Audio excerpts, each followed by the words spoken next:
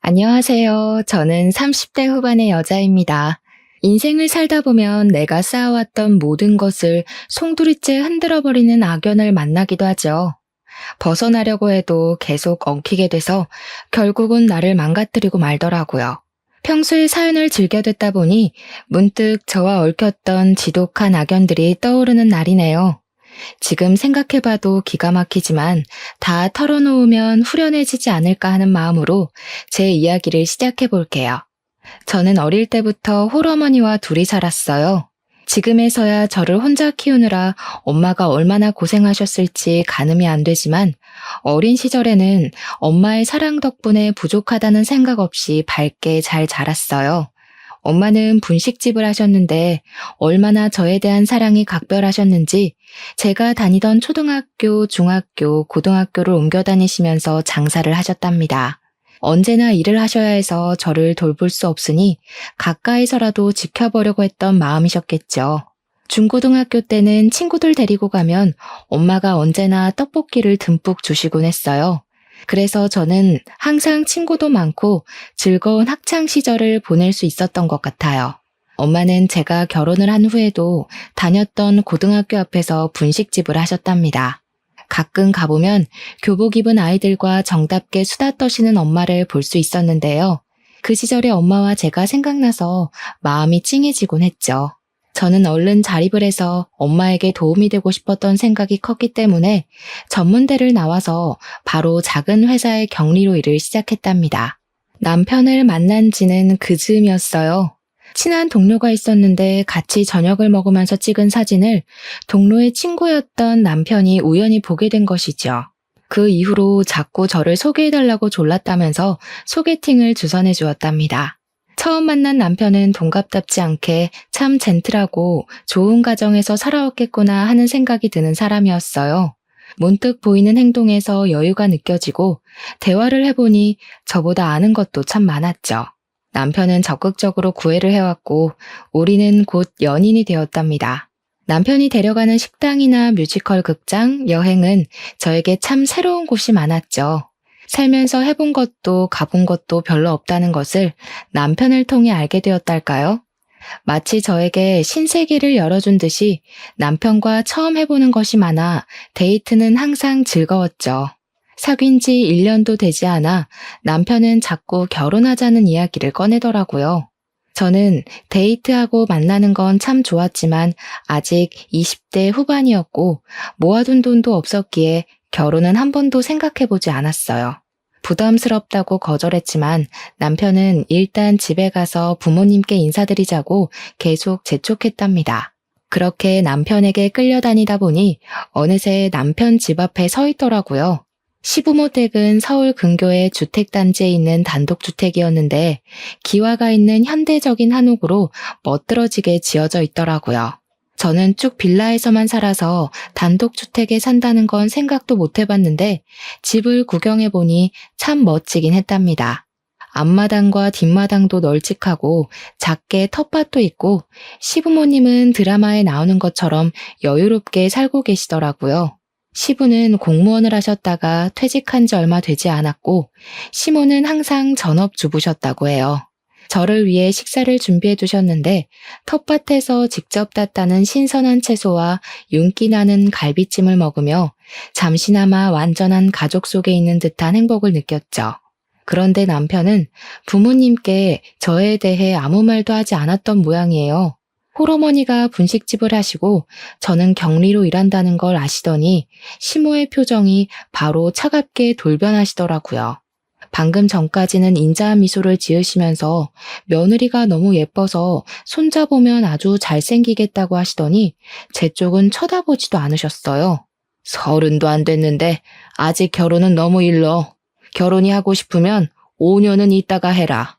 5년을 어떻게 기다려? 왜 갑자기 억지를 부리세요? 난 내년 안에 꼭 결혼할 거예요. 내가 이런 말까진 안 하려고 했는데 집안도 좀 격이 맞아야지. 한쪽이 너무 기울면 결국 헤어지게 마련이야.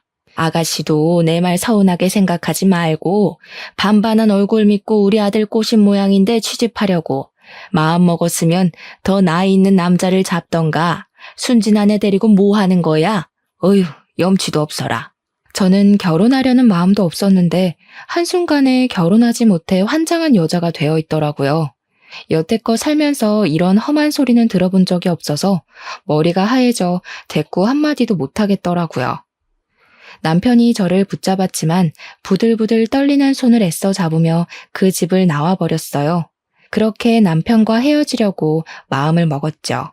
남편은 매일 회사 앞으로 찾아와서 절대 못 헤어진다며 눈물까지 보이더라고요. 시모한테 받은 모욕을 떠올리며 모질게 대하려고 했지만 사랑이 뭔지 남편 얼굴만 보면 같이 눈물이 흐르더라고요. 자기가 책임지고 허락받을 테니 헤어질 생각만 하지 말라면서 저에게 더욱 정성을 다했답니다. 헤어진다는 생각만 해도 가슴이 저미는데 눈물이 어떻게 끝낼 수가 있었겠어요. 결국 남편이 허락받을 때까지 기다리기로 했고 시부가 시모를 설득해 결국 몇 달이 걸려 상견례를 할 수 있었답니다. 시모의 아나모인 태도는 상견례에서도 여전했죠. 제가 이 결혼을 찬성해서 시키는 게 아니라는 건 사돈도 잘 알아주시길 바랍니다. 그만큼 따님 교육 잘 시켜서 보내주세요. 제가 인생을 살아보니까 아버지 없는 애들은 어디선가 꼭 티가 나더라고요. 잔뜩 긴장을 한 엄마는 시부모에게 제대로 대답도 잘하지 못하셨어요. 저는 묵묵히 듣기만 하는 엄마를 보고 너무 화가 나서 한마디 하려고 입을 열었는데 엄마가 가만히 제 손을 잡으시더라고요. 엄마와 눈이 마주친 저는 간절한 눈빛에 결국 입을 닫아야만 했죠. 제가 놀랄 정도로 엄마는 남부럽지 않게 결혼식과 혼수를 준비해 주셨어요. 어디서 돈이 났냐고 물어봐도 딸 결혼하는데 보태려고 이 정도는 준비해 두셨다는 말만 해주시더라고요. 시모가 혼수로 꼬투리를 잡으려고 했지만 막상 제가 준비한 걸 보자 별다른 말을 못할 정도였답니다. 결혼을 한 후부터 저는 일주일에 한 번 또는 2주일에 한 번은 꼭 시댁에 가야만 했죠. 시모는 저를 그렇게 못마땅해 하시면서도 주말마다 저를 불러댔어요. 집안의 가풍을 배우고 집안 살림을 배워야 한다는 이유로 말이죠. 평일에 직장을 다니니까 주말에 간절히 쉬고 싶었지만 시모에게 잘 보이고 싶은 마음으로 꼬박꼬박 시댁으로 가서 알려주는 대로 반찬을 배우고 집 청소까지 했답니다. 남편에게 너무 힘들다며 하소연을 해봤지만 시모 마음에 들고 친해질 수 있는 기회 아니냐면서 조금만 참고 해보라고 하더라고요. 그렇게 결혼을 하고 첫 설 명절을 맞게 되었어요. 평생 전업주부로 살아온 시모는 자신의 음식 솜씨에 대해 자부심이 엄청났어요. 시부와 남편이 밥 먹으면서 맛있다는 소리를 안 하면 삐지는 게 눈에 보일 정도였죠. 시모가 한 음식을 먹을 때마다 항상 맛있다고 호들갑을 떨어야 했답니다. 엄마와 둘이서 살아서 저는 명절을 항상 간소하게 지내곤 했는데 시댁에 와서 이렇게 명절에 음식을 많이 할 수 있다는 걸 처음 알았네요. 친척들이 많이 온다며 음식량을 어마어마하게 준비하더라고요. 3시간을 꼼짝 못하고 전을 부치는데 허리가 끊어질 것 같았죠. 음식 하나 할 때마다 앞으로 제가 할 일이니 똑바로 보고 배우라며 얼마나 무섭게 다그치는지 다음 명절이 벌써 걱정될 정도였답니다. 새벽부터 이른 저녁까지 시모와 꼬박 음식을 했는데 기절할 것 같이 힘들었어요. 시부와 남편은 손 하나 까딱하지 않고 텔레비전을 보고 있는데 제 눈치를 본 남편이 어슬렁거리며 주방에 들어왔다가 시모에게 내쫓기더라고요. 막 저녁 준비가 다 되었을 때 초인종이 울렸어요. 친척분들은 내일에야 올 텐데 누구인지 의아한 참이었는데 남편이 신나서 현관문을 열더라고요. 제 또래의 젊은 여자가 다소곳이 집 안으로 들어왔어요. 시모도 얼른 여자에게 다가가서 손을 맞잡으며 아주 반기더라고요. 묶은 머리가 다 헝클어지고 땀으로 절은 제 모습과는 다르게 그 여자는 한눈에 봐도 비싼 원피스를 차려입고 세련된 이미지가 인상적이었답니다. 얘는 왜 모지리처럼 서 있어? 형님한테 인사 안 하니? 엄마, 얘는 아직 형수 얘기 몰라. 설날 전에 말해두려고 했는데 깜빡했네. 남편이 외동인 줄 알았는데 낯선 여자가 형수라니 무슨 말인지 도통 이해가 되지 않더라고요. 사실 내가 형이 있었는데 우리 결혼하기 2년 전에 교통사고로 죽었거든. 이분은 형수님이고 형하고는 사별했지만 우리 집하고는 어릴 적부터 아는 사이라 명절 땐 꼭 부모님 뵈러 오지. 반가워요. 결혼식도 못 가보고 이렇게 처음 만나네요. 앞으로 종종 만날 테니 우리 친하게 지내요. 나보다 1살 어리다고 하지 않았어? 형님이라는 여자가 남편을 돌아보며 반말로 물어보는데 정말 아주 오래전부터 스스럼 없이 지낸 것 같은 분위기를 풍기더라고요. 1살 차이밖에 안 나는데 어쩜 둘이 이렇게 차이가 많이 나는지. 우리 혜정이는 변호사야. 그것도 아주 대형 로펌에서 일해. 내가 우리 며느리 자랑하는 재미로 살아요. 시모가 저렇게 다정하게 말할 수 있는 사람이란 걸 처음 알았던 순간이었죠. 아들과는 사별했는데 아직도 며느리라고 살갑게 부르니 제 입장에선 좀 이상하게 느껴졌는데요. 어릴 때부터 집안끼리 친했던 사이라니 그럴 수도 있겠다고 생각하고 넘겼답니다. 다 함께 둘러앉아 저녁을 먹기 시작했는데 저를 빼고 화기애애하게 대화를 하더라고요. 저는 마치 없는 사람처럼 맨 끝에 앉아서 밥만 억지로 먹는데 얼마나 서운하던져. 시모는 형님 숟가락에 반찬까지 얹어주더라고요. 제가 어머님 밥 먹고 싶어서 집에 오는 거 아시죠? 유명한 식당 다 가봐도 어머님 솜씨 따라가는 데가 없어요. 근데 이 동태전은 동서가 한 거야? 어머니 맛이랑 좀 다른 것 같은데? 어쩜 우리 혜정이는 말도 이렇게 예쁘게 하는지 몰라. 맞아, 동태전은 제가 한 거야. 앞으로 제사도 도맡아 해야 되는데 솜씨가 없는 것 같아서 걱정이야. 동서가 아무리 잘한데도 어머니 솜씨는 못 따라가죠. 20년에도 안 될 것 같은데요. 어머니, 건강하셔야 돼요. 전 어머님 음식 오랫동안 먹고 싶어요. 그럼. 아무리 아파도 우리 혜정이 밥은 해줘야지. 그나저나 녹용은 왜 또 보냈어? 저번에 해준 거 다 먹은 지도 얼마 안 됐는데. 두 사람의 대화를 들으니 민망해서 밥이 코로 들어가는지 입으로 들어가는지 모르겠더라고요. 며느리인 저보다도 서로 연락을 더 자주 하고 밖에서도 종종 만나는 것 같았답니다. 식사가 끝나고 거실에서 과일을 먹는데 4사람만 아는 이야기를 하고 저는 또 투명인간이 된 것 같았죠. 저는 어색한 분위기를 참다 못해 부엌으로 가서 혼자 설거지를 했답니다. 주방 정리를 거의 끝냈을 때 형님이 가는 소리가 들리더라고요. 저는 마중을 하기 위해 현관문 쪽으로 발길을 옮겼죠. 형님이 명품 가방에서 흰 봉투를 꺼내 시모에게 건네주었어요. 시모가 손사래를 치면서도 한박 웃음을 짓더라고요. 저는 가시라고 꾸벅 인사를 했지만 제 쪽은 쳐다보지도 않고 나가버렸답니다. 이게 형님과의 첫 만남이었어요. 그 후로 설날과 추석 되면 어김없이 시댁에 찾아와서 얼굴을 봐야 했는데요. 저와 형님을 비교하는 시부모와 남편 때문에 명절이 다가오면 잠도 못 잘 정도로 저에겐 큰 스트레스였답니다. 저는 아이를 갖고 싶었지만 소식이 없어 늘 걱정이었고 매주 시댁에 가서 일을 하는 것도 너무 스트레스였어요. 남편에게 도와달라고 말해봐도 시큰둥한 반응만 돌아와 저는 점점 더 지쳐갔죠. 그렇게 스트레스 받을 거면 차라리 일을 그만둬. 몇 푼 벌지도 못하는데 때려치우고 어머니한테 살림이나 제대로 배워. 그렇게 결혼한 지 5년이란 시간이 흘렀지만 여전히 아기 소식은 없었고 시모는 저를 더욱 무시하고 구박했답니다. 넌 도대체 밥만 축내고 하는 게 뭐니? 남들은 아기도 순풍순풍 잘만 낳더구먼. 우리 집 대를 끊을 작정이야? 이래서 집안에 사람이 잘 들어와야 돼. 집에서 놀면서 우리 아들 돈이나 써대고 잘하는 짓이다. 어느 날 엄마가 전화가 걸려왔죠. 제 처지가 너무 우울했기에 엄마한테 보여주지 않으려고 안부 전화를 한 지도 찾아간 지도 너무 오래되었더라고요. 결혼하고 나서 시어머니가 보내주지 않아서 명절에도 한 번도 찾아가 보지 못했어요. 엄마는 항상 이해한다고 너만 잘 지내면 된다고 말씀해 주셨지만 혼자서 명절을 보내시는 게 얼마나 쓸쓸하셨을까요? 엄마는 큰 종합병원 이름을 대시며 오늘 그 앞에서 좀 만나자고 하시더라고요. 병원이란 말에 제 가슴이 덜컥 내려앉았죠. 저는 허겁지겁 병원으로 달려갔는데 1층 정문 앞에서 환자복을 입고 계신 엄마가 보이더라고요. 떨리는 가슴을 부여잡고 천천히 엄마에게 다가갔는데 얼굴이 말도 안 되게 수척해졌고 한눈에 봐도 심각한 병에 걸렸다는 걸 알 수 있었죠. 엄마는 저한테 말도 하지 않고 혼자 검사도 다 받으셨더라고요. 이미 손 쓸 수 없을 정도로 전이가 되어 의사가 수술도 권하지 않았다는 폐암 말기였답니다. 저는 엄마를 부여잡고 하염없이 울었답니다. 제 팔 안에 들어온 엄마의 몸이 얼마나 야위었는지 안으면서도 어찌나 놀랐는지요.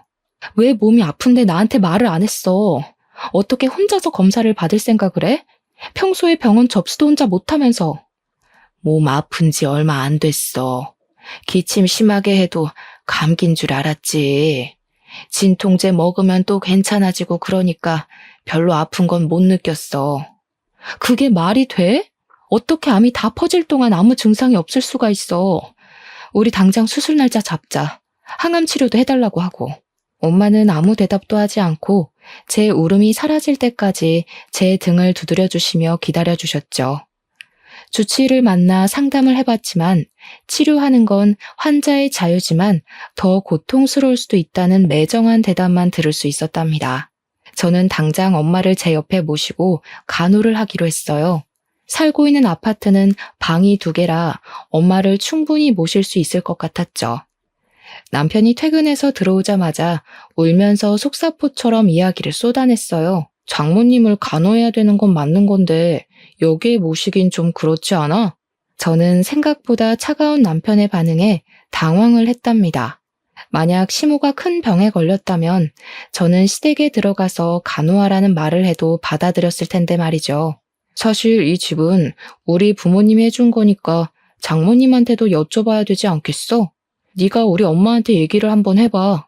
어머님한테 말하면 당연히 안 된다고 하시겠지. 나 미워하시는 거 몰라서 그래?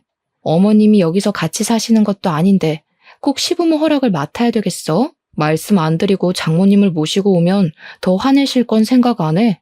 아, 난 몰라. 네가 엄마한테 허락받든가 말든가 네가 알아서 해. 난 머리 아파. 저는 남편의 태도에 많이 실망했죠. 돌이켜보면 지금껏 항상 방관자처럼 지켜만 봤을 뿐 저를 위해 나서준 적이 없었다는 걸 깨달았답니다. 저를 대신해 시모에게 싫은 소리 한번 해준 적이 없었죠. 언제부터인가 저는 이 집안에서 부족한 존재라는 생각을 스스로 하고 있어서 부당한 대우를 받아도 당연히 그럴 수 있다고 받아들이고 있었던 것 같아요. 그때 갑자기 형님 얼굴이 떠오른 건 왜였을까요? 이번에는 마음을 단단히 먹고 시댁으로 찾아갔어요. 시모에게 어렵게 엄마 얘기를 꺼냈지만 역시나 예상했던 대로 차가운 대답만 돌아왔죠. 넌 어쩜 나쁜 소식만 그렇게 끌고 들어오니? 집에 아픈 사람이 있으면 그 집안은 어둡고 나쁜 기운이 들어오는 거야. 내 아들이 힘들게 일하고 들어와서 아픈 장모 보면 얼마나 기운이 빠지겠어. 너는 도대체 생각이 있는 애니? 어머님이 안 된다고 하셔도 저는 엄마 꼭 모셔야겠어요. 많이 아프신데 혼자 계시도록 할 수는 없어요. 저는 머리끝까지 화가 나서 벌개진 눈으로 시모를 노려봤어요. 갑자기 시모가 벌떡 일어나서 제 머리채를 잡고 흔들기 시작했답니다. 제 몸은 시모에게 잡혀 꼭두각시 인형처럼 이리저리 흔들리다 바닥에 패대기 쳐졌어요. 이게 어디서 말 대답을 해? 병원에 입원을 시키던지 죽을 날짜 받아놨으면 요양원에라도 들어가면 되지. 네가 거기서 산다고 그게 네 집 같아? 너도 여차하면 쫓겨나면 그만이야. 죽을 날짜라뇨. 어머님, 우리 엄마한테까지 그렇게 막대먹게 말하는 건 못 참아요. 제가 그 잘난 집 나올 테니까 걱정 붙들어 매세요. 화난 시모가 제 손목을 낚아채려는 걸 탁 쳐내고 시댁을 나와버렸어요. 저는 그 길로 엄마 집으로 들어갔답니다.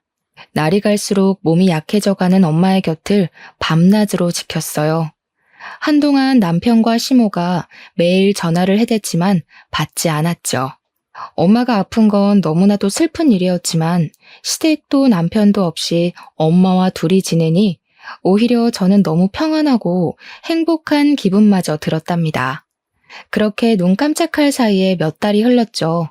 제가 함께 살자 엄마의 상태가 조금씩 호전되는 것처럼 느껴졌답니다. 남편과 이혼할 것은 아니니 저녁 시간에 가서 남편이 먹을 요리를 해놓기 시작했어요. 엄마 집으로 들어간 초반에는 남편에게 연락이 왔지만 어느 순간부턴 아무 연락이 없더라고요. 제가 메시지를 보내고 답도 없고 말이죠.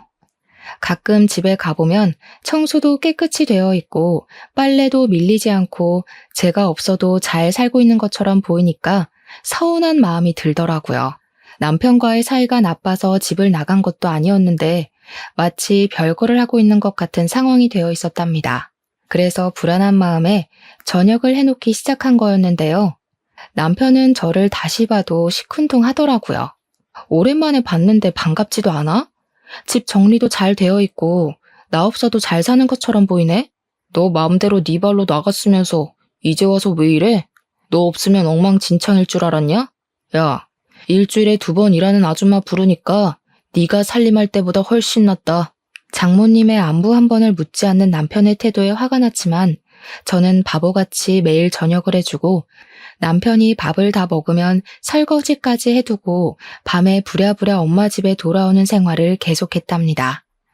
그렇게 지내던 어느 날 집에 가보니 남편이 평소보다 일찍 왔는지 거실 소파에서 자고 있더라고요. 한 손에는 핸드폰을 쥐고 있었는데 떨어질 것 같아서 살짝 손에서 뺐죠. 항상 비밀번호를 걸어두더니 그날따라 풀려 있더라고요. 화면을 언뜻 보니 빨간 하트가 있는 것 같아 남편 핸드폰을 다시 확인해 봤어요. 메시지 창을 읽는데 손이 부들부들 떨려오기 시작했습니다. 자기와 하트로 시작해서 주고받은 메시지는 너무 보고 싶어 못 견디는 연인들의 대화였죠. 왜 이제야 남편이 제가 집에 없어도 그리 무신경했는지 전화조차 하지 않았는지 이해가 되었죠. 오히려 제 발로 집에서 나가주었으니 얼마나 고마워했을까요? 저는 세상 편안하게 자고 있는 남편의 얼굴을 째려보았답니다. 배신감으로 온몸에 힘이 빠지며 당장이라도 주저앉을 것 같더라고요. 저는 손이 하얗게 될 때까지 핸드폰을 꽉 쥐고 서 있다가 정신을 차리고 메시지 창을 캡처하기 시작했어요. 그리곤 얼른 제 핸드폰으로 옮기고 다시 남편 손에 쥐어주었죠. 잡았던 핸드폰이 바닥으로 툭 떨어지자 남편이 화들짝 놀라며 깨더라고요. 저는 방금 들어온 척하며 주방으로 들어갔죠. 요리를 하는 동안 머리가 쿵쿵 울리고 정신을 못 차리겠더라고요. 남편이 밥 먹는 모습을 멍하니 보고 있다가 더 있으면 참지 못하고 말을 꺼낼 것 같아 얼른 집을 나와버렸답니다. 엄마 집에 가는 길에 어찌나 눈물이 흐르던지요. 저는 비참한 결혼 생활을 정리하고 엄마를 모시며 살기로 결심했어요. 남편의 외도와 이혼에 대해 인터넷 검색을 하며 증거를 모으기로 했죠. 얼마 지나지 않아 엄마의 상태는 급격하게 나빠지기 시작했어요. 저는 매일을 조마조마한 마음으로 엄마를 간호했답니다. 침대에 누워 계시던 엄마가 저를 부르시더라고요. 엄마의 손에는 종이 한 장이 들려 있었어요. 엄마는 저에게 종이를 넘겨주셨어요. 그건 보험 증서였는데 수익자가 저로 되어 있더라고요. 사망보험금이 5억? 엄마, 이게 뭐야? 이거 들어놓고 죽을 날만 기다리고 살았어? 나한테 이거 주면 내가 좋다고 감사하다고 받을 줄 알았어? 너 어렸을 때부터 부었던 거야. 엄마가 너한테 제대로 해준 것도 없잖아. 좋은 대학을 보내주지도 못했고 하고 싶은 거 다 해주지도 못했고 나 이런 거 필요 없어. 내가 바라는 건 엄마가 내 옆에 오래 있는 거야. 이딴 돈 엄마가 살 수 있다면 내가 엄마한테 줄게. 엄마가 없으면 이게 무슨 소용이야? 네가 시집가서 얼마나 힘들게 사는지 엄마가 다 알아. 알면서 도와주지도 못하고 사돈한테 한 소리 제대로 하지도 못했어. 이렇게 못난 엄마 네가 용서해줘. 엄마 가면 이 돈으로 너 하고 싶은 거 하면서 훨훨 날아가 살아. 넌 누가 뭐래도 세상 제일 소중한 내 딸이야. 저는 피를 토하는 심정으로 엄마 무릎에 고개를 묻고 통곡을 했죠. 저와 엄마는 오랫동안 함께 껴안고 뜨거운 눈물을 흘렸답니다. 엄마는 마지막이 곧 올 거라는 걸 알고 계셨던 걸까요? 얼마 지나지 않아 엄마는 숨을 거두고 말았습니다. 남편에게 바로 연락을 했지만 중요한 회의가 있다며 제가 장례 준비를 다 마친 뒤늦은 저녁에서야 왔더라고요. 가뜩이나 횡한 장례식장에 저 혼자 상주로 앉아 있는데 돌아가신 엄마를 끝까지 걱정시키는 것 같아 면목이 없었답니다. 시부는 장례식장에 왔지만 시모는 오지도 않았죠. 알고 보니 친목계 여행 일정이 잡혀 있어서 지방으로 여행을 갔다더라고요. 끝까지 저와 엄마를 업신여기는 남편과 시모의 행동으로 인해 저는 이혼에 대한 결심을 더더욱 굳히게 되었어요. 장례식이 끝난 뒤 저는 다시 집으로 들어갔죠. 바람 피우는 걸 제가 알고 있다는 사실을 모르는 남편은 뭐하러 집에 들어오냐며 비아냥거리더라고요. 그날부터 저는 외도 증거를 찾기 위해서 집안과 남편의 옷을 뒤져봤지만 별다른 건 나오지 않았어요. 남편의 컴퓨터를 보려고 했지만 비밀번호가 걸려 있어 살펴볼 수도 없었습니다. 저는 남편이 자고 있는 밤에 몰래 나와 자동차의 블랙박스를 확인해 봤는데 역시나 여자가 차에 타고 남편과 노닥거리는 음성을 찾을 수 있었어요. 목소리만 들어서는 누군지 알 수는 없었죠. 저는 그렇게 증거를 하나씩 찾아 나갔답니다. 그리고 엄마의 유언대로 저는 홀로 서기를 준비하기 시작했죠. 엄마가 남겨주신 5억의 보험금을 받아서 어떻게 써야 할지 고민을 했어요. 엄마의 목숨과 바꾼 귀한 돈인데 함부로 쓰고 싶지 않았어요. 저는 오랫동안 봐두었던 아파트 한 채를 사게 되었죠. 지금 살고 있는 동네에서 멀지 않은 곳인데 유명한 학군인지라 인기가 많은 동네고 아이 키우기도 좋은 환경이라 남편에게 그 아파트로 이사 가자고 말해본 적이 있었어요. 남편은 부동산에 대해 알지도 못하면서 몇 억씩 하는 아파트를 함부로 투자하냐고 저한테 핀잔을 주었거든요. 저는 운이 좋게도 바로 세입자를 받아서 다달이 큰 수익을 낼 수 있었답니다. 그러는 사이 추석이 돌아왔고 저는 아프다는 핑계를 대고 시댁에 가지 않았죠. 시모가 남편에게 전화해서 아프든 말든 끌고 오라는 소리가 수화기 밖으로 쩌렁쩌렁 들리더라고요. 그러거나 말거나 침대에 누워 이불을 푹 눌러쓰고 꼼짝도 하지 않았답니다. 명절에 안 가다니 너 제정신이야? 엄마가 장 다 봤는데 혼자 어떻게 하시냐고 난리야. 장모님 아프실 때 우리 엄마가 얼마나 네 편의를 봐줬냐? 이제 며느리 도리 제대로 해야 될 거 아니야. 우리 엄마 아프실 때도 설날에 가서 내가 음식 다 한 거 잊었어? 무슨 편의를 봐줬는데? 뭐 원래 이틀 자고 와야 되는데 음식만 해놓고 밤에 엄마한테 가게 해준 거? 그거 고마워라고. 어머니 죽고 못하는 며느리 또 있으시잖아. 형님한테 와서 같이 하자고 하지 왜? 야, 너 말 그따위로 할래? 형수가 어떻게 일을 해? 큰일하는 변호사가 너처럼 한가하냐? 그렇게 바쁜데 어쩜 명절 때 밥 먹을 시간 딱 맞춰서 온대? 네가 몇 시에 오라고 시간 정해주니? 그만하네? 형수랑 너랑 급이 같아? 형수는 네가 그렇게 말할 수 있는 사람이 아니야. 말 조심해. 가기 싫으면 가지 마. 나중에 엄마한테 혼나고 울고불고 후회하지나 마. 남편은 문을 쾅 닫고 나가버렸답니다.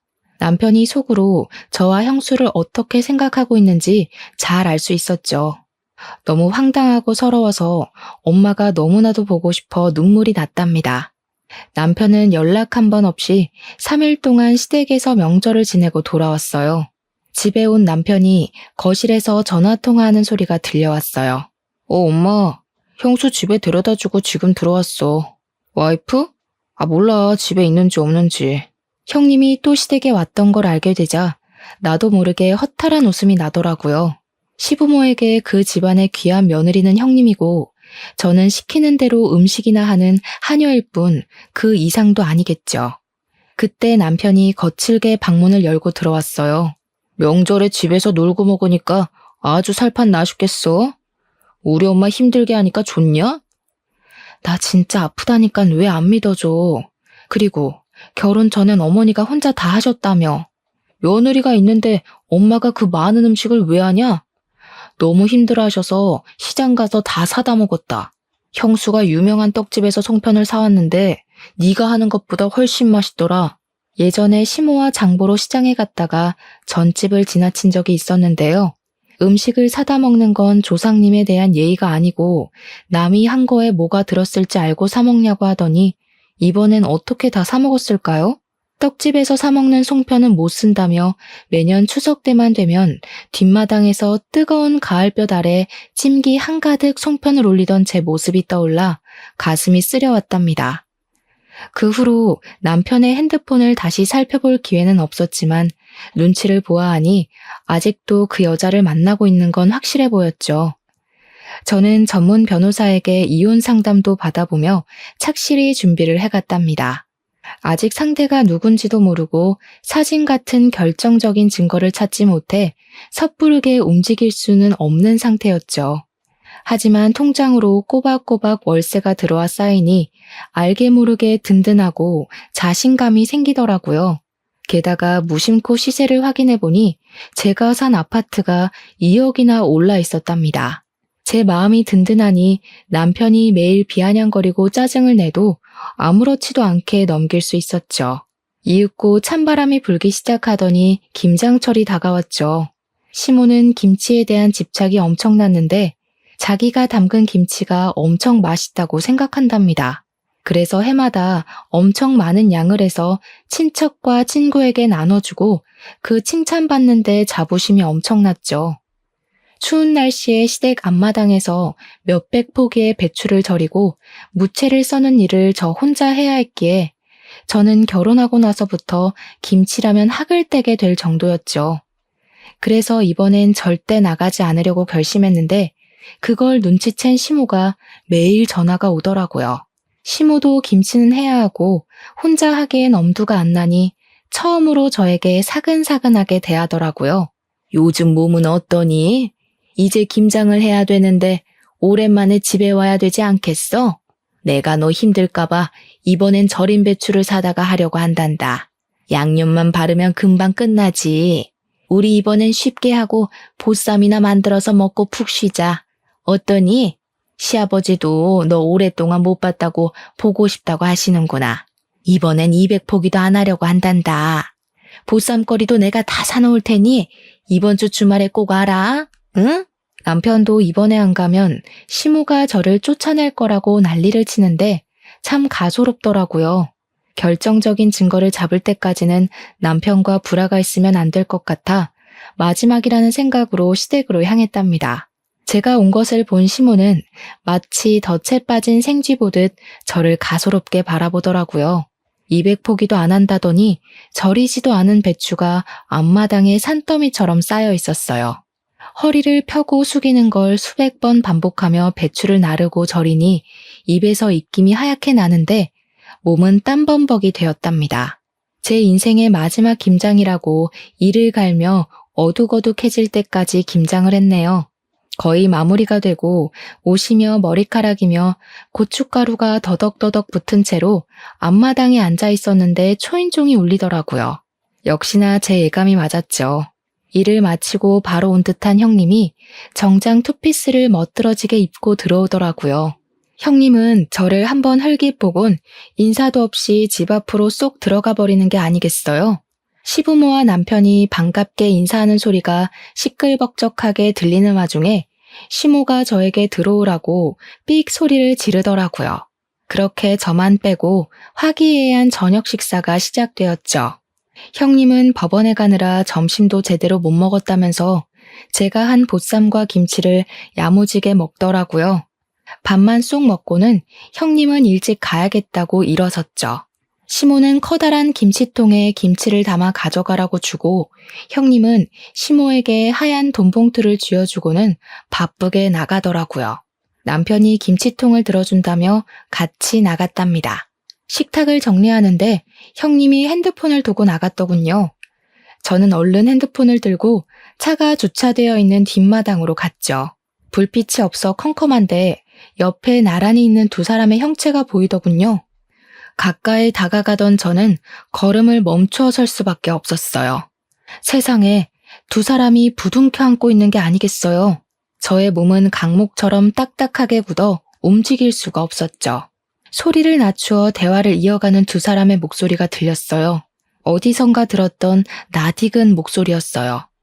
바로 블랙박스에서 들었던 여자의 목소리였던 거였죠. 순간 누가 이마를 세게 때린 듯이 눈앞에서 불꽃이 번쩍하고 튀는 것 같더라고요. 정신을 차린 저는 악을 쓰며 두 사람에게 달려갔어요. 저를 본 두 사람이 놀라서 황급히 떨어지더라고요. 분노를 참지 못한 저는 마당에 있는 물 호수를 틀어서 둘을 향해 사정없이 뿌려대기 시작했답니다. 형님이 비명을 지르며 손으로 얼굴을 가리고 남편은 저에게 달려들더라고요. 그래서 남편 눈을 향해 더욱더 세게 물 호수를 뿌려댔어요. 형님의 비명소리에 달려온 시모가 얼른 수도꼭지를 잠가버리더니 제 머리채를 잡으려고 손을 휘저기며 달려오는 게 아니겠어요? 저는 온 힘을 다해 시모를 밀어 잡아뜨려 버렸어요. 여태껏 둘이 붙어먹었다 이거지? 사람 하나 바보 만들고 재밌었니? 너네 이런 사이인 거 네 엄마도 알고 있었어? 이 나쁜 놈아. 저는 차의 트렁크에 놓인 김치통 뚜껑을 열어서 김치 두 포기를 양손에 들고 남편과 형님 얼굴에 문대버렸어요. 두 사람은 눈이 맵다고 악을 쓰며 주저앉고 난리가 났죠. 당황한 시모가 그걸 보고 다시 물 호스를 두 사람한테 뿌리기 시작했죠. 그 모습을 보고 있으니 아주 코미디가 따로 없더라고요. 저는 머리 위로 김치통을 들어서 시모한테 던져버렸어요. 시모가 중심을 잃고 쏟아진 김치 위에 넘어져 버렸답니다. 시모가 저를 향해 죽일련 소리를 질러댔어요. 저 두 사람이 사랑해서 죽고 못 사는 사이라네요. 좋으시겠어요? 이제 진짜 둘째 며느리 하시면 되겠네요. 저 자랑스러운 며느리랑 천년만년 김치 담그시면서 행복하게 사세요. 저는 바로 시댁을 뛰쳐나왔죠. 중요한 물건만 챙겨 나오려고 집으로 돌아왔는데 문득 남편의 컴퓨터가 눈에 밟히더라고요. 어쩐지 형님과 관련된 비밀번호를 걸어두었을 것 같아서 저장되어 있던 형님의 핸드폰 끝번호를 쳐봤더니 바로 암호가 풀리는 게 아니겠어요? 역시나 컴퓨터 안에는 둘이서 찍은 사진이 가득 저장되어 있었고 저는 모조리 옮겨 증거를 확보할 수 있었답니다. 둘이 얼굴을 맞대고 있는 게 제일 처음 찍은 사진이었는데 날짜를 따져보니 형이 사고 나서 죽은 지 6개월이 지난 후였더라고요. 그렇다면 저를 만나기 전부터 그렇고 그런 사이였던 거고 저는 완전히 속아 결혼을 한 거였던 거예요. 지금껏 두 사람에게 속고 시모에게 구박받은 세월이 주마등처럼 스쳐가며 바보 같은 제 자신이 너무나도 밉더라고요. 저는 제가 속아왔던 시간만큼 두 사람에게도 죗값을 치르도록 하고 싶었답니다. 그래서 사진을 비롯한 모든 증거들을 제가 선임한 변호사에게 보내고 형님을 상대로 상간녀 소송을 바로 진행했어요. 그리고 형님의 로펌 회사 대표에게 사진 몇 장과 소송이 진행되고 있다는 내용의 편지를 보냈죠. 당연히 형님은 해당 로펌에서 퇴직당했고 저에게 위자료까지 물게 되었답니다. 제가 형님에게 소송을 걸었다는 사실을 듣자마자 남편이 저에게 전화해서 온갖 욕을 하더라고요. 너까짓게 뭘 할 수 있는데 복수라도 하려고? 너 좋은 말로 할 때 당장 소송 취하해. 너 때문에 우리 혜정이 로펌에서 잘렸잖아. 손해배상 청구할 거야. 손해배상 청구해야 될 사람은 나야. 네가 망친 내 인생은 어떻게 책임질 건데? 너도 인생 나락갈 준비나 해. 저는 남편의 회사 홈페이지에 외도 사실과 사진 증거를 올렸어요. 워낙 보수적인 기업이었기에 소문이 돈다면 남편이 사생활이라고 항변해봤자 타격이 갈 거라는 걸 예상했거든요. 남편과 더 이상 마주치거나 연락하고 싶지도 않았기에 이혼의 모든 과정을 변호사를 통해 처리했답니다. 외도의 증거가 너무 확실했기 때문에 남편은 소송도 해보지 못하고 제가 원하는 대로 조정 이혼으로 마무리를 지을 수밖에 없었죠. 남편의 외도 사실을 안 뒤부터 정보를 계속 수집하고 유리하게 이혼할 수 있도록 미리 준비해둔 덕분이었죠. 그래서 저는 살고 있는 아파트를 비롯한 재산 분할도 넉넉히 받을 수 있었답니다. 조정 협의하는 마지막 날 법원에서 남편을 만났는데 얼굴이 눈에 띄게 수척해져 있고 옷도 후줄근하게 입고 왔더라고요. 남편 인생을 이렇게 망가뜨려도 되냐? 너 이렇게 독한 애였어? 너 때문에 나 회사도 권고사직 당했어. 우리 엄마도 뇌출혈로 쓰러져서 지금 병원에 계신다. 그래, 인정한다. 나도 잘못했고 너도 잘못한 거 있어. 서로 용서하고 새롭게 시작해보자. 정신 나간 소리하고 있네. 네 천년의 사랑이 들으면 어쩌려고 그딴 소리라고 있니? 들러리는 빠져줄 테니까 잘난 혜정이랑 행복하게 사셔. 그 나쁜 년 얘긴 하지 마. 로펌 잘리고 바로 지방에 있는 로펌으로 옮기고 연락도 끊겨서 알아보니까 거기 대표랑 그렇고 그런 사이더라. 내가 지한테 어떻게 했는데. 됐고 하소연은 당사자한테나 가서 해. 너는 인간의 탈을 쓰고 어떻게 이런 일을 벌이니? 지옥 가서 네 형 얼굴은 어떻게 보려고. 다시는 마주치지도 말자. 아, 이건 내 마지막 선물이야. 남편은 제가 건넨 등기부등본을 의아한 표정으로 훑어보더라고요. 내가 전에 이사 가자던 아파트 기억나? 네가 거긴 갈수록 떨어질 거라고 안목 없다고 나 엄청 무시했잖아. 나 그 아파트 샀는데 2억이나 올랐어. 너네 부모가 사준 아파트보다 거의 2배가 됐더라. 너나 안목 좀 높여야겠다. 여자 보는 안목도 좀 키우고. 저는 표정이 일그러지는 전 남편을 뒤로하고 가뿐한 걸음으로 법원을 나섰답니다. 그 후로 다시는 전 남편을 보지 않았고 소식도 모르고 잘 지내고 있어요. 이혼하고 나면 혼자 무슨 일을 하고 살아야 할지 고민이 참 많았는데요. 어릴 때부터 손재주가 있는 편이어서 반영구 화장 기술을 배워 지금은 숍을 차려서 바쁘게 지내고 있답니다. 입소문이 조금씩 나더니 평일도 예약이 꽉 차서 외로움을 느낄 시간도 없고요. 엄마 덕분에 구매한 아파트에서 혼자 살면서 느긋한 싱글 라이프를 즐기고 있죠. 남편의 무시와 시무에게 모진 대우를 받고도 꾸역꾸역 결혼 생활을 이어나갔던 건 가족이라는 울타리에서 떨어져 나가 혼자가 된다는 두려움 때문이었던 것 같아요. 하지만 가장 사랑했던 엄마와도 헤어지고 완전히 혼자가 된 지금 되돌아보면 그런 두려움을 가졌던 것이 얼마나 어리석었는지 잘 알 것 같답니다. 저는 혼자 살고 있지만 누구보다도 충만하고 기쁜 매일매일을 살고 있거든요. 나를 갉아먹는 누군가와 함께 지내는 게 더 외로운 거라는 걸 알게 된 지금이 더욱 행복하답니다. 저의 이야기에 한 사람이라도 희망과 용기를 얻게 된다면 참 기쁠 것 같은 생각을 하며 마쳐봅니다. 들어주셔서 감사합니다.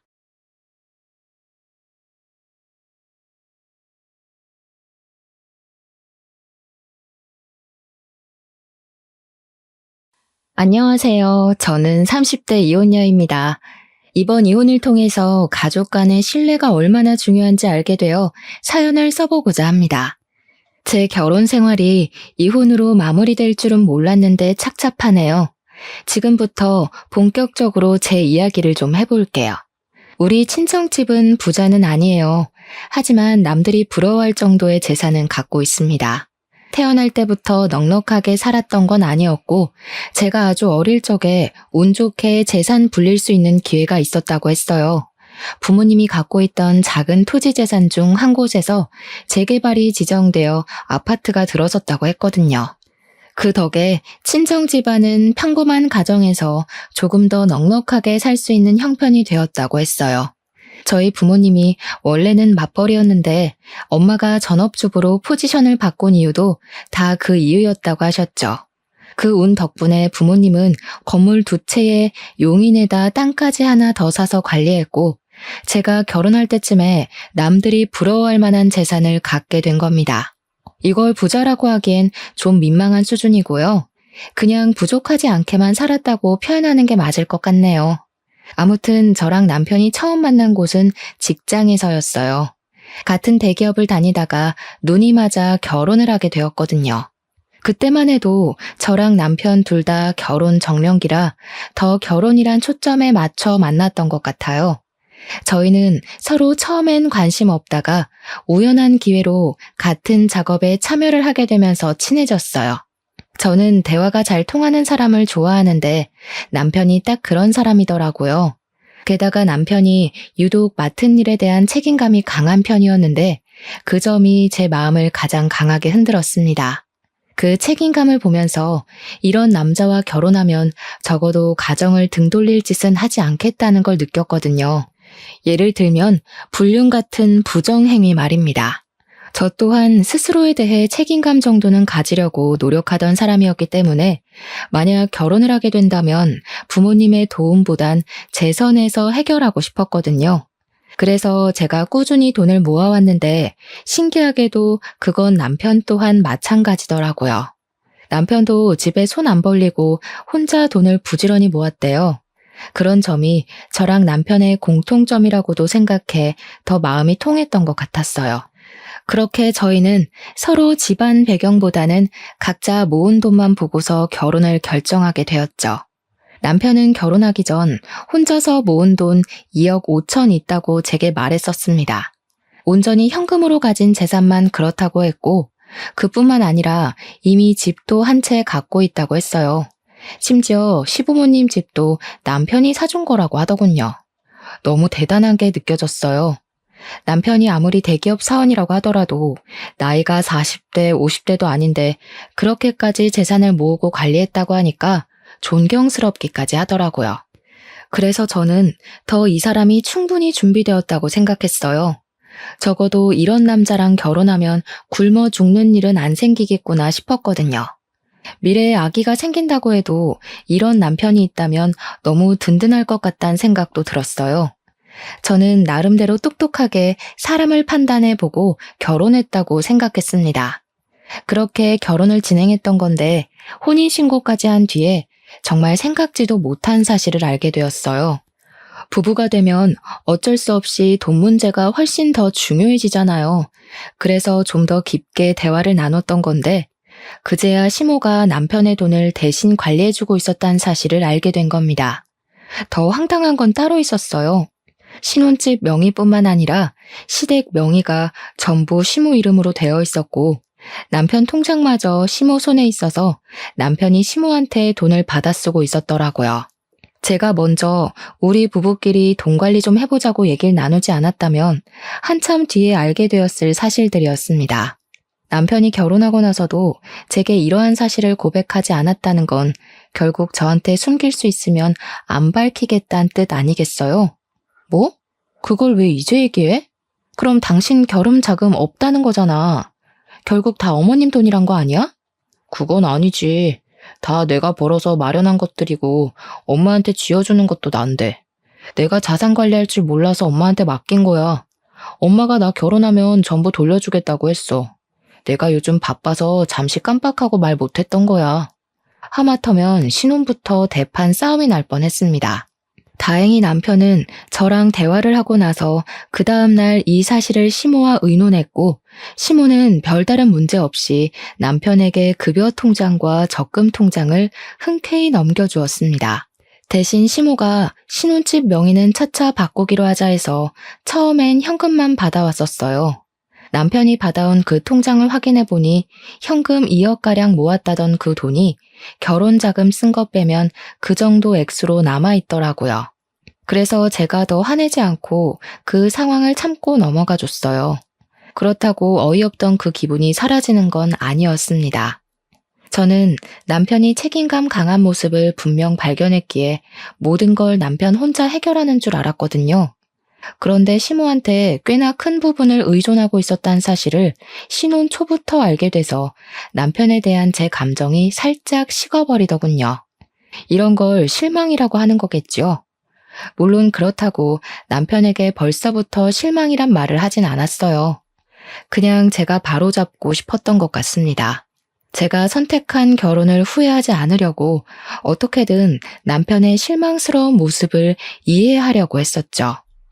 근데 이 사실이 생각보다 길게 갔고 큰 파장을 가져오리라곤 상상도 못했어요. 시모가 돈 개념이 워낙 강한 사람이라는 것도 이 문제 때문에 알게 되었는데요. 시모는 돈에 대한 애정이 조금 남다른 것 같았습니다. 어떻게 보면 제 주변에 시모만큼 돈에 진심인 사람을 본 적이 없어서 시모의 행동이 다소 집착처럼 보이기도 했어요. 시모는 제가 처음으로 용돈을 주었을 때 그 자리에서 바로 현금을 세어보는 행동으로 저를 깜짝 놀라게 했습니다. 그러지 말라는 법이 없기 때문에 그저 놀란 것이 다였지만 결코 좋아 보인 행동은 아니었어요. 그 용돈은 저랑 남편이 신혼여행 다녀오고 부부로서 잘 살아가겠다는 마음으로 준비했던 첫 용돈이었거든요. 양가 어른들께 똑같은 금액으로 드렸는데 시모만이 그 봉투를 받자마자 개봉해서 세어봤고 이내 저희에게 하는 말은 저를 더 놀라게 했었죠. 신혼여행 가서 재밌게 놀긴 했나 보구나. 돈이 얼마 안 남았나 보네. 그래도 앞으로 네 액수보다 더 챙겨주겠지. 그럴 거라 믿을게. 저희 친정에서는 그 용돈을 받지 않으려고 했었는데 시모는 다음 용돈까지 바라고 있어서 당황스러웠습니다. 심지어 돈 버는 사람이 두 사람이니 더 넣어달라고 노골적으로 말한다는 것이 제겐 좀 많이 충격이었어요. 자기 아들한테 하는 말이면 이해하겠는데 저는 시모랑 얼굴 본 지 한 달도 채 안 된 상태였거든요. 그런 남의 자식에게 당당하게 용돈을 요구하는 시모의 태도가 무례하게 느껴질 수밖에 없었죠. 근데 또 시모는 용돈은 용돈대로 선물은 선물대로 따로 원하는 타입이기까지 했어요. 기념일 같은 걸 워낙 반드시 챙기는 사람인데 절대 말로만 축하하면 안 되고 무조건 선물을 받아야 하는 사람이었습니다. 남편이 말하길 시모가 마음이 여려서 선물 안 주고 넘어가면 그 소녀 같은 토라짐이 무려 한 달까지 간 적 있다 하더라고요. 말이 좋아 소녀 같다 표현을 한 거지 나이를 그만큼 먹고 고작 선물 못 받았다고 토라지는 건 너무 징그럽지 않습니까? 시모의 그런 특징을 남편이 참고해달라는 식으로 제게 부탁했는데 그걸 듣자마자 생각하고 싶지도 않은 불길한 미래가 자꾸 상상되었어요. 왠지 시모 때문에 남편과 문제가 생길 것 같은 느낌이 들더라고요. 시모랑은 최대한 갈등을 만들지 않는 것이 좋겠다고 생각해서 저는 시모와 자주 마주하지 않기 위해 갖은 노력을 했었습니다. 어차피 저희가 분가를 하고 있었으니 제가 굳이 바빠서 시간이 안 된다면 시모를 안 볼 수 있을 거라 생각했어요. 그런데 그게 아니더라고요. 굳이 제가 얽히고 싶지 않아도 시모가 알아서 사사건건 간섭해 오는 겁니다. 저희 친정 부모님이 제가 먼저 연락하지 않는 이상 잘 연락을 주지 않으니 시댁도 그럴 거라 착각을 했어요. 시모는 우리 신혼집 명의가 자기 거라는 걸 명분으로 우리 집을 계속 방문하기 시작했습니다. 어머님, 갑자기 어쩐 일이세요? 남편이 어머님 온다는 말을 안 해서 몰랐어요. 오시는 줄 알았으면 뭐라도 준비해 놓을 걸 그랬네요. 아직은 내 집이잖니? 내가 굳이 너한테 알리지 말라고 했어. 아들 허락만 받으면 되지 뭐하러 두 사람씩한테나 허락을 구해? 어차피 명의 넘겨주면 이럴 일도 없을 테니 불편해할 것도 없다. 그냥 잘 사나 보러 온 거야. 시모는 이런 식으로 저희 집을 쳐들어오곤 하셨는데 말만 잘 사나 보러 왔다고 표현한 거지. 사실 시모는 올 때마다 집안 살림살이를 둘러보면서 잔소리를 엄청 했습니다. 그게 다 돈 얘기였어요. 우리가 집에 새로운 무언가를 들이면 얼마 주고 샀는지를 꼭 물어보더라고요. 거짓말하고 싶진 않아서 솔직하게 얘기를 해주면 주로 새 것을 산 것에 불만을 품고 잔소리하셨어요. 요즘 중고도 상품 괜찮게 내놓는데 뭐하러 새 걸 사니? 이런 걸로 돈 아끼는 것도 다 살림하는 지혜야. 앞으로 나한테 먼저 상의하고 구매해라. 그래도 저희 지금 신혼이고 또 처음 쓰는 건데 새 것 하고 싶어서요. 저희가 형편이 안 되는 것도 아닌데 굳이 중고를 살 필요는 없다고 생각했거든요. 또 이런 것들은 한 번 사면 몇 년씩 쓰는 거라 아무래도 새 걸로 시작하는 게 좋죠. 네가 경제관념이 없구나. 쓸데없는데 돈 쏟을 일 있으면 아껴서 적금이나 넣어. 요즘은 땅 파서 돈 나오는 시대 아니다. 아낄 수 있을 때까지 아껴야지. 나중에 나이 들어봐라. 어디 젊을 때처럼 돈 벌 기회가 쉽게 있는 줄 아니? 시모는 일단 자기 눈에 마음에 안 든다 싶으면 다 쓸데없는 곳에 들어가는 돈 취급을 했습니다. 자기가 쓰는 돈은 합리적이고 남이 쓰는 돈은 엄청 아까워했어요. 게다가 남한테 받는 건 또 좋아했고 자기 돈이 남에게 나가야 하는 건 굉장히 싫어했어요. 사실은 아들 집이나 저희 혼수까지도 다 자기 재산이라고 생각하는 것 같았어요. 자기가 자기 아들에게 명의를 넘겨준다고 하더라도 아들 돈이 자기 돈이라고 생각하시는 거죠. 그러니까 제가 제 스스로 뭘 사서 배치하는 게 마음에 안 드셨던 거예요. 저는 그때부터 시모가 굉장히 짠순이라고 생각했고 알뜰살뜰한 사람이 아니라 무력이 많은 사람이라는 걸 깨달았습니다. 솔직히 그 사실만으로도 제 시모복은 이미 날아갔다고 체념했어요. 하지만 딱 그까지만 했다면 저도 이혼할 만큼 불만을 품진 않았을 겁니다. 근데 시모의 욕심이 닿지 말아야 할 곳까지 닿기 시작하자 저도 모르게 걷잡을 수 없는 길을 들어서고 말았어요. 어느 날 남편이 시모한테 온 전화를 몰래 받고 있는 걸 엿들은 적 있었는데요. 그 내용이 정말 괘씸하고 화가 나더라고요. 사돈댁이 땅까지 있다면서 하나 정도는 사위 앞으로 명의해줘야 되는 거 아니니? 아직까지도 아무 말이 없었어? 네 마누라는 이런 것도 알아서 안 챙겨주고 뭐 한다니? 아직 내가 뭘 한 것도 없는데 장인어른께서 덜컥 주는 것도 이상하지. 그냥 괜한 소리 하지 말고 얌전히 기다려. 사람 일은 모르는 거니까 그렇지. 그 집에 자식이 2명이나 더 있다며. 갑자기 사돈어른들 둘 다 확 죽어봐라. 네 목 없을 수도 있는 거 아니야. 그럼 이 결혼 정말 손해잖니? 일단 기다려봐. 아직 결혼한 지 1년도 안 됐잖아. 한두 푼도 아니고 그렇게 큰 재산을 어떻게 검증도 안 된 사위한테 바로 넘겨주겠어? 듣자 하니 둘이서 친정재산 얘기를 몰래 나누고 있더라고요. 아무리 생각해도 시모 마인드가 진짜 어이없었어요. 우리 신혼집은 자기 명의로 해놓고 몇 달간 바꿔주지도 않고 있으면서 저희 개인 재산 간섭하는 걸로 모자라 이젠 친정 재산까지 몰래 탐내고 있는 거잖아요. 그건 아무리 어른이라고 하더라도 도가 지나친 태도라고 생각했어요. 시모가 저를 보면서 속으로 친정 재산을 노리고 있었을 걸 생각하니 너무 거북스럽더라고요. 그 실체를 알게 되니 기분이 많이 언짢았습니다. 근데 여기서 제가 더 실망스러웠던 건 남편 태도였어요. 남편마저 시모와 별반 다를 게 없는 사람이더라고요. 시모가 하는 말도 안 되는 소리에 남편이 대답할 때마다 제 귀를 의심했습니다. 그 상황에서 남편과 시모의 차이점을 굳이 언급해보자면 시모가 남편보다 조금 더 성급했다는 거예요. 솔직히 시모만 그랬다면 100번 1000번 생각해서 그럴 만한 위인이라 생각하고 무시할 수 있었거든요. 근데 남편까지 시모와 같은 마음을 품고 있었다는 건 제게 유일한 기둥이 무너지는 기분과 같았어요. 남편이 그러는 건 못 본 척 넘길 수가 없겠더라고요. 저도 모르게 이성보단 감정이 먼저 앞서갔어요. 저는 그 자리에서 안 숨고 바로 남편한테 다가가 뭐 하냐고 물었습니다. 그러자 남편 깜짝 놀라면서 시모 전화를 끊어버리더군요. 깜짝이야. 왜 남의 전화를 엿듣고 그래? 언제부터 있었어? 처음부터 다 듣고 있었던 거야? 처음부턴 못 들었지. 어머님이 우리 부모님 중내만에 하면서 재산 챙기라고 했던 거랑 당신은 거기에 반박은커녕 어머님 달래면서 기회 엿보고 있다는 것만 들었어. 그래서 우리 부모님한테 뭘 뜯어낼 생각인데? 뭔 개소리야. 우리가 뭐가 아쉬워서 남의 재산을 탐내겠어. 당신이 잘못 들은 거야. 그냥 엄마 친척 중에 재산 문제가 있어서 그래. 그동안 이런 식으로 숨겨왔구나.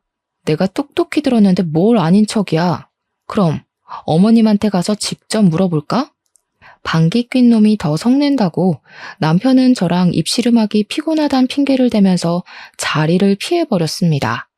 당연히 저만 남편 뒤를 졸졸 쫓아다니면서 남편한테서 사실을 독촉했어요. 그랬더니 그게 결국 불씨에 기름을 들이부었고 결혼 후 처음으로 남편과 대판 다툼을 벌였습니다. 그럼에도 불구하고 남편은 끝까지 사실을 부정하더군요. 뒤늦게 사실을 밝혀도 속상할 마당에 저를 대체 뭘로 보는 건지 끝까지 숨기는 태도 때문에 더 실망이었죠. 사실 제가 당장 남긴 증거가 없었으니 저도 다짜고짜 시모한테 가서 이 문제를 따질 수 없었어요. 저는 그 뒤로 시모랑 남편을 유심히 살피게 되었습니다. 근데 남편이 시모한테 언질이라도 준 건지 시모가 언제나처럼 짠순이 기질만 있을 뿐 둘이 몰래 통화하는 일은 없더라고요.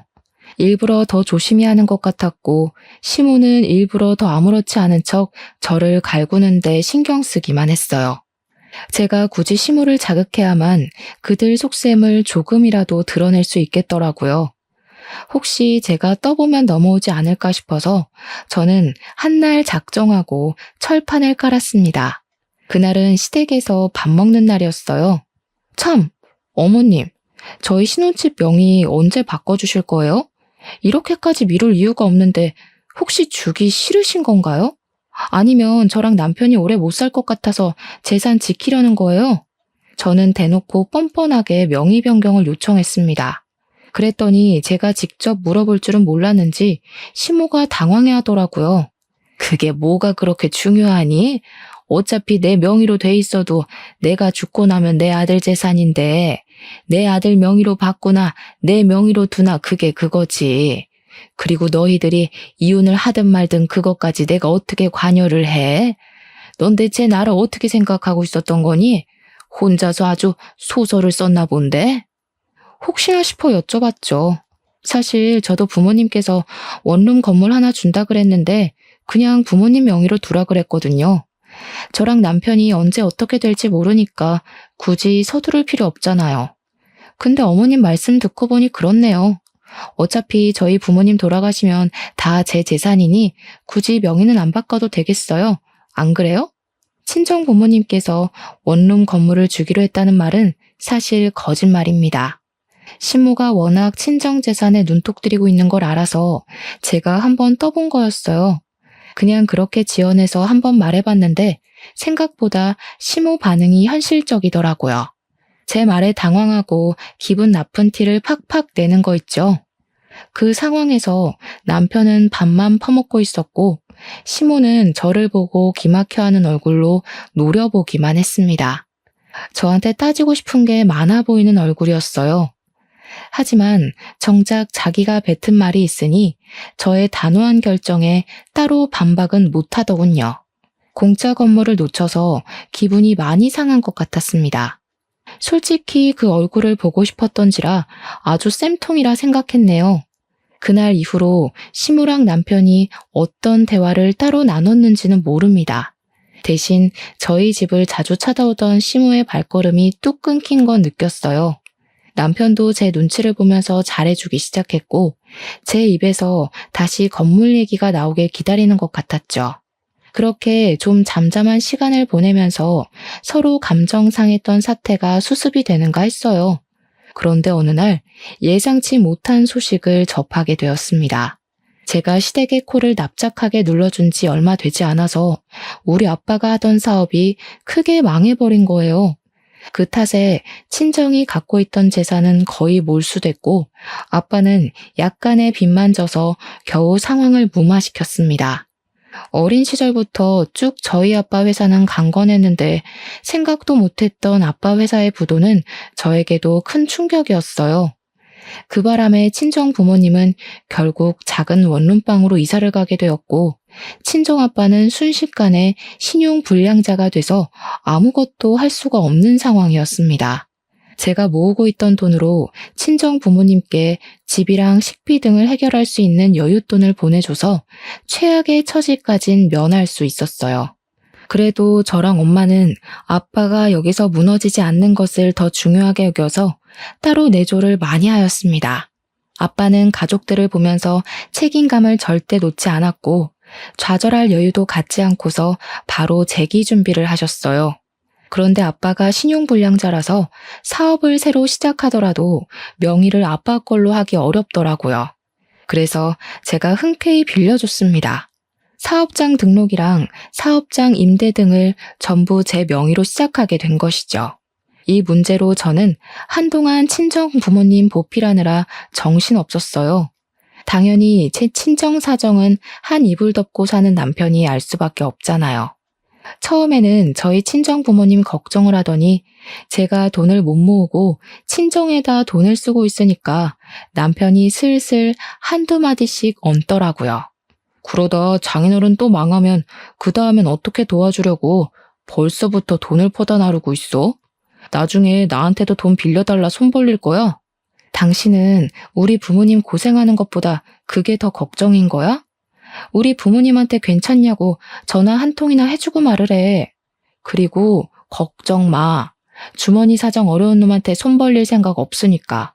남편은 원래 받고 싶던 재산을 못 받게 됐다는 생각 때문인지 저를 대하는 태도가 점점 변해갔습니다. 갈수록 예민해져선 일부러 시비를 걸더라고요. 술 먹고 집에 들어오는 날엔 마누라 때문에 자기 인생 망했다느니 처가에서 자기 등에 빨대 꽂으려고 한다느니 우리 친정 때문에 자기가 곧 거지 되게 생겼다고 그렇게 신세 한탄을 했어요. 재수없었습니다. 저희 집에 재산이 넉넉할 땐 어떻게든 하나 얻어내보겠다고 눈치 보고 아부떨더니 떼먹을 재산 사라지니까 그냥 저를 떼어놓고 싶나 보더라고요. 그렇잖아도 스트레스 받는데 누가 부모 자식 사이 아니랄까봐 이런 진상짓을 남편뿐만 아니라 시모까지 똑같이 저질렀어요.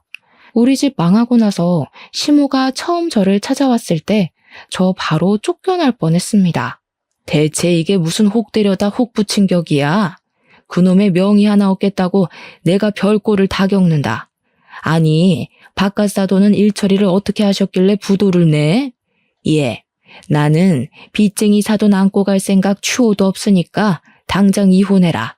이러다 앞길 창창한 내 아들 인생까지 망하겠어. 네? 저희 아빠가 남편한테 피해준 것도 없는데 무슨 발목을 잡았다고 그래요. 그리고 저희 아빠 다시 재기하실 거거든요. 지금도 새 사업 준비 중이라고요. 말 잘도 지어낸다. 너 네 아빠 망할 줄 알고 신혼집 명의 달라고 한 거지? 신용불량자가 무슨 사업을 제기해? 내가 집에만 있다고 그런 것도 모를 줄 아니? 집에만 있으셔서 모르시는 거 맞네요. 명의는 빌릴 수도 있는 거 모르세요? 제가 아빠한테 명의 빌려줘서 시작할 수 있었어요. 저희 아빠 책임감 강한 분이라 분명 제기 성공할 거라고요. 이혼을 안 하려고 발악한 게 아니라 저는 단지 시모가 먼저 저한테 이혼을 주장하고 있는 것이 마음에 안 들었어요. 이혼을 통보해도 제가 먼저 하고 싶었습니다. 저는 잘못한 게 없는데 이혼까지 강요받으니까 화가 나더라고요. 그래서 저희 친정아빠가 부도 한 번으로 무너질 만큼 멘탈 약한 분도 아니고 사업가에 소질 있는 사람이란 걸 더 어필했어요. 고작 전업주부인 시모가 우리 아빠를 무시하는 것도 싫었거든요.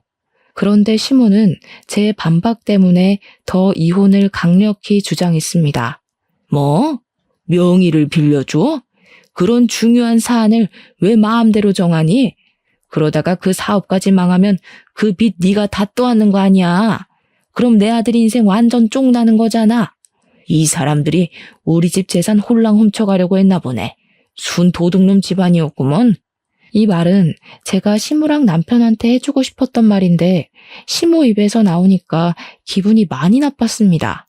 같이 있던 남편은 시모의 역정을 말리기는커녕 오히려 자기도 시모의 의견에 동조한다는 눈빛을 띠고 있었어요.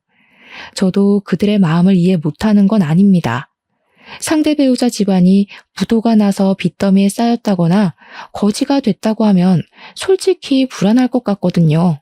그러나 이혼을 요구했을지는 모르겠어요. 너 때문에 내 인생 망하게 생겼다고 손가락질했을 것 같지도 않습니다. 그래서 그런가 두 사람의 태도가 너무 실망스럽고 정 떨어지더라고요. 어떻게 그리 바로 이혼 얘기 나올 수 있는지, 어떻게 남편은 시모가 대신 이혼 통보를 하는데도 그걸 가만히 듣고만 있을 수 있는지, 그 모든 순간이 제게 최악이었죠. 심지어 남편은 저 몰래 친정 부모님께 연락해서 이 사실을 밝혀버렸어요. 친정 부모님께 저와의 관계를 정리하고 싶다고 말을 해버린 겁니다. 친정 부모님한테서 연락이 왔는데 얼마나 죄송했는지 몰라요. 부모님께서 자신들 때문에 딸 인생을 망쳤다고 생각할 것 같더라고요. 남편은 그때부터 제가 싸움을 걸어도 자기는 이혼할 작정으로 막말을 해왔습니다. 입에 담기엔 너무 험해서 글로 표현할 수가 없네요. 그렇게 저희 상황과 관계는 극에 달할 대로 달해서 그야말로 심각한 우환이 찾아왔어요. 친정 부모님은 제 걱정에 잠을 설쳐서 언제 한번 시모한테 따로 연락을 했었답니다. 시모에게 애들 이혼에 대해서 시간을 두고 기다려달라 했나 보더라고요.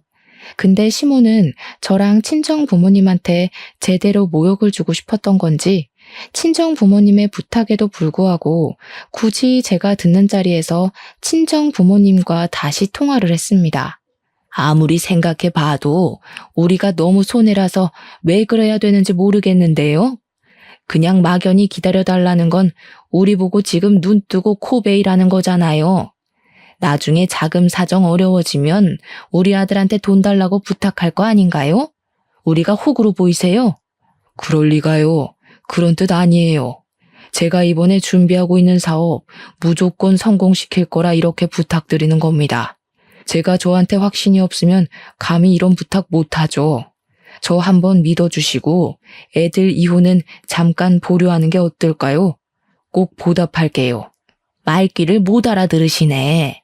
사업가란 사람이 당장 상대방 말도 이해 못하는데 뭘 성공하겠단 거예요?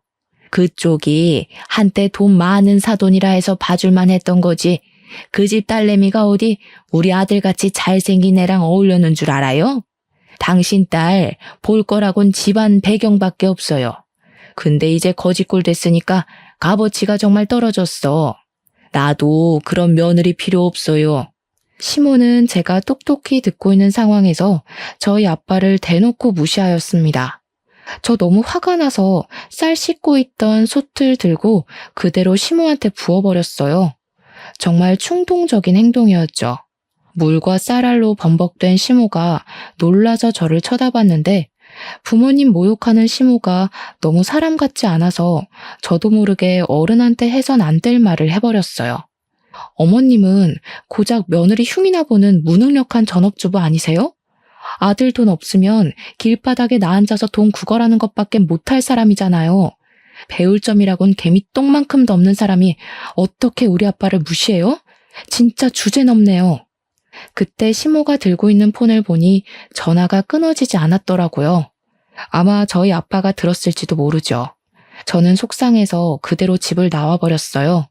일을 이렇게까지 벌렸는데도 제가 차마 이혼을 두려워했던 건 사실 이유가 있었습니다. 그맘때쯤 임신이 되었기 때문이에요. 아이에게 한부모 가정을 만들어주고 싶지 않아서 최대한 힘써보고 일을 악물었던 겁니다. 제 감정은 이미 이혼을 하자고 마음먹었는데 새 생명이 생겨버렸다 보니까 머리가 자꾸 정말 이혼만이 답인 건지 고민하게 하더라고요. 저는 임신을 했다는 것도 산부인과 다녀와서 일주일 뒤쯤에 남편에게 밝혔습니다. 밝힌 이유는 그날도 남편이 저한테 이혼 얘기를 꺼냈거든요. 자기 엄마를 함부로 대하는 아내는 데리고 살기 싫다면서 말이죠. 그래서 임신 사실을 알렸더니 남편은 별로 놀라지도 않았습니다. 얼마나 됐냐고 묻다가 얼마 안 된 걸 알고는 바로 해결답을 내려줬어요. 지우면 되지 뭐가 문제야. 돈 때문에 그래? 수술하면 몸 힘들다니까. 지우는데 돈은 내가 내줄게. 대신 그거 끝나면 이혼하는 거다. 자기 자식이 생겼다는데도 아빠란 사람이 아이에게 하는 첫마디가 고작 저런 식이라니.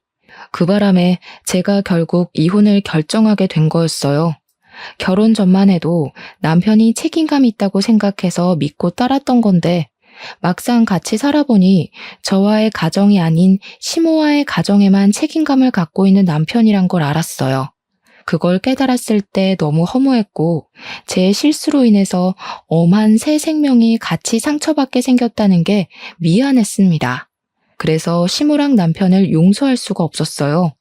절대 그들이 행복하게 살도록 내버려 두기 싫었습니다. 조금이라도 저만큼의 고통까지 느껴봤으면 했어요. 저는 그들에게 이혼을 받아들이겠다고 얘기를 했어요.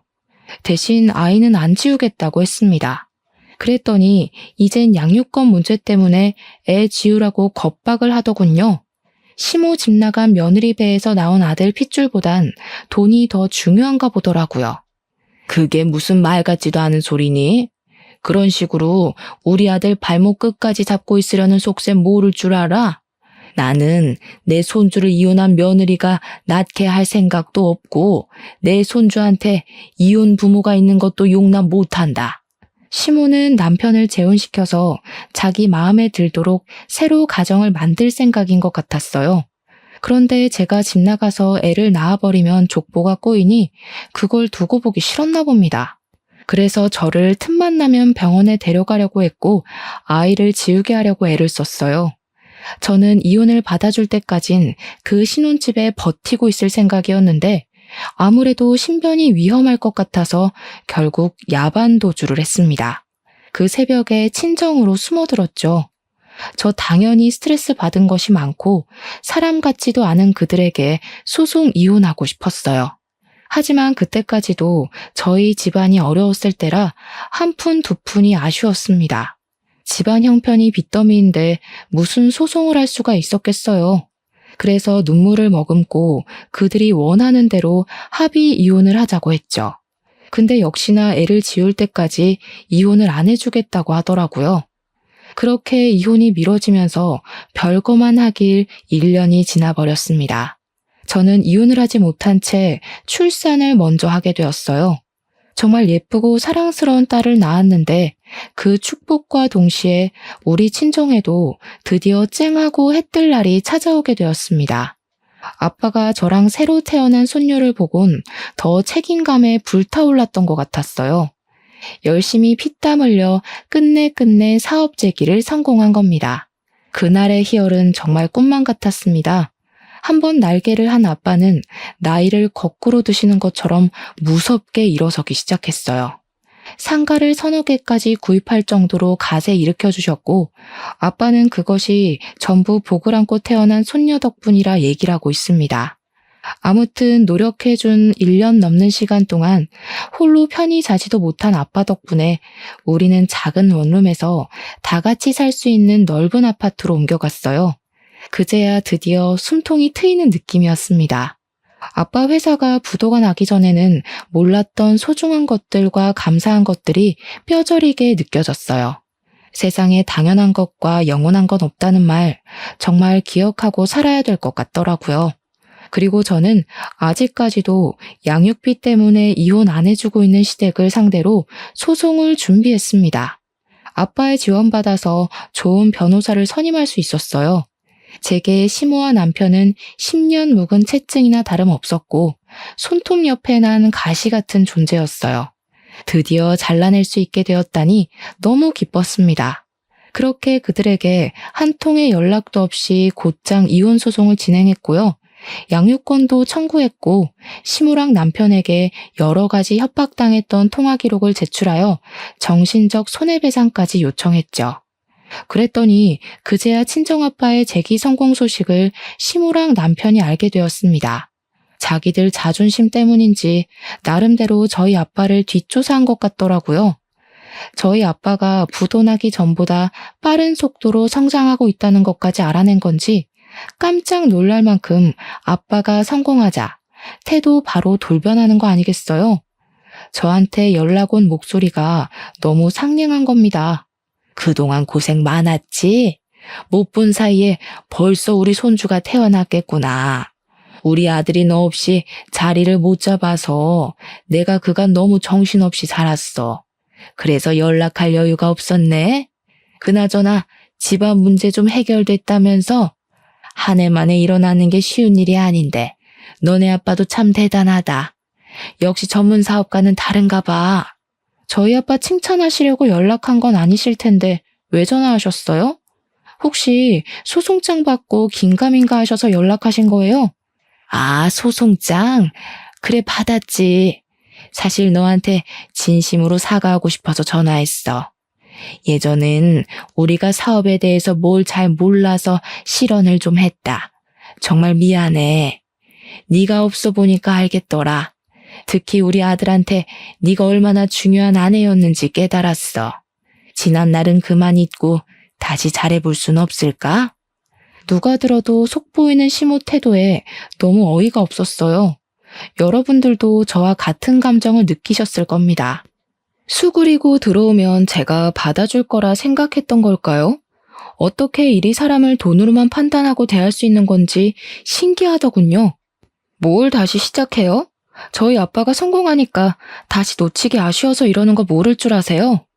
저는 우리 아이한테 무능력한 할머니랑 무식한 아빠 만들어주기 싫어요. 뭐?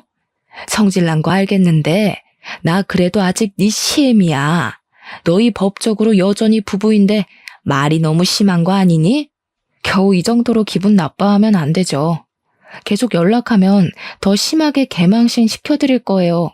그러니 개수작 그만 부리고 위자료나 준비하세요. 괜히 도둑놈 새끼들처럼 돈 냄새 맡고 들러붙을 생각 마시고요. 그렇게 원하던 이혼해준다는데 말이 많네. 시모가 억지로 화를 참고 있는 게 수화기 너머로 느껴졌습니다. 시모는 꽤나 당황했음에도 우선은 제 비위를 맞춰주고자 했어요.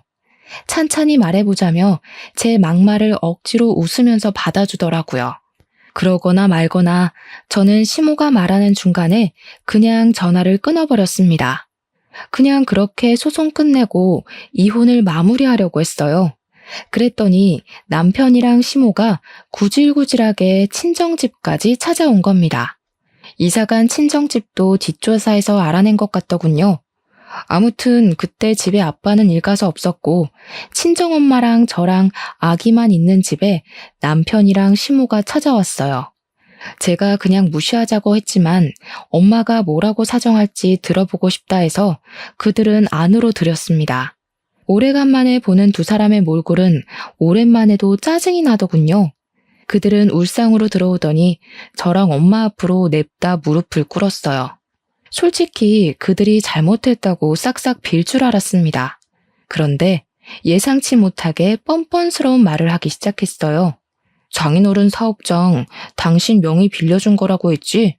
이거 재산분할 소송하면 당신도 손해볼 수도 있어. 그래도 괜찮아? 억울하지 않겠어? 장인어른이 힘들게 일으킨 사업인데 괜히 문제 생겨봤자 좋을 거 없잖아. 그러니까 어차피 이혼 안 한 거 그냥 소송 취하하자. 자기네들이 나름 찬스라고 생각해서 떠올린 최후의 수단이었던 거지 웬 멍청이 같은 말로 협박을 하는 겁니다.